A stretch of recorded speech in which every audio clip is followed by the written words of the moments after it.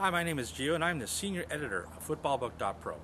Well, I'm the editor that makes the videos. The other guy, my buddy Mark, has more of a radio face. But Mark and I were talking the other day and he pointed out that there have been a lot of division games where the underdog has won against the spread. And I looked into it. And sure enough, through 4 weeks of the NFL, there have been 23 games involving division matchups. And out of those 23, no less than 19 underdogs have covered against the spread. So if you were to put $100 on every one of those games, minus the vigorish, you'd be sitting with a nice little profit. As a matter of fact, 14 of the 23 favorites in those division games have actually lost outright. So if you were to bet on a money line as well as against the spread, you'd be sitting really pretty right now.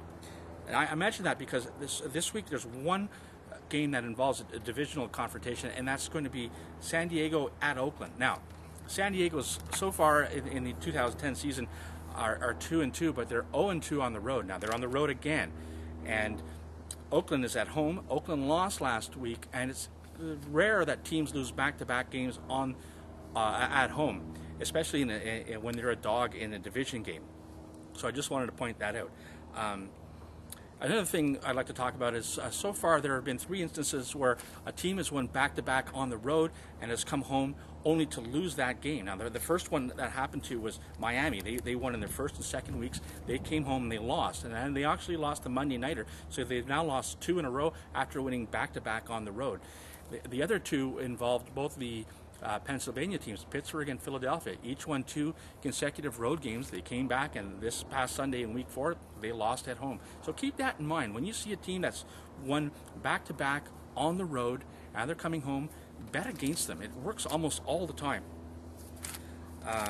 There's one game, and I mentioned my buddy Mark, there's one game that's going to happen this week, and that's the Monday nighter, this for week 5, where the Jets, who have also won back-to-back on the road, are now coming home, and they're going to be facing the Minnesota Vikings. Now, Mark is a Jets fan, and I'm a Minnesota Vikings fan, so whoever wins that game gets to punch the other guy in the face, but I think I'm going to punch Mark regardless, win, lose, or draw.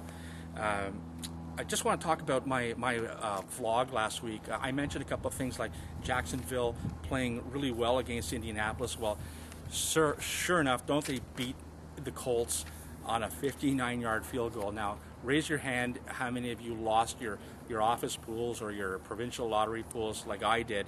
Oh, it's 59 yards. That's hard to take. Another thing we'll talk about is, I guess, with Indianapolis has the highest spread this week. Now, they're going to be facing a Kansas City team that is really surprising at 3-0, but they're coming off the bye. And I only want to mention that is because that is the largest spread this week. So for any of you trying to win the office pools, it's going to be a difficult one. But we'll study it, and by Friday, I guess we'll give you who we think are going to be our picks. All right, that's my vlog for week 4. Thoughts about what happened and what's going to happen for the next week. If you have any questions, email me at gio@footballbook.pro or visit our website, www.footballbook.pro. Okay, I'll see you next time. Bye-bye.